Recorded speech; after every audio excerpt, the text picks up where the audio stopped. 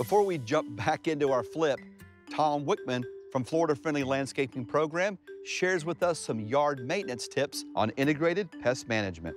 Realize that most insects are not doing damage to your plants. Only about 1% of the insects that you find are pests in the landscape. Integrated Pest Management, or IPM, is a holistic way of how to manage pests in the landscape.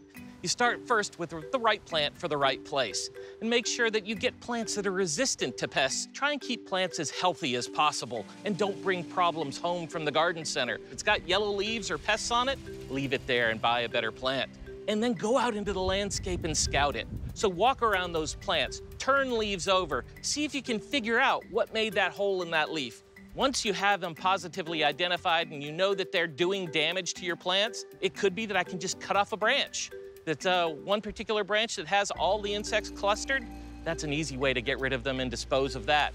Or perhaps it's one large insect that's doing damage, then you can just pluck it and dispose of it.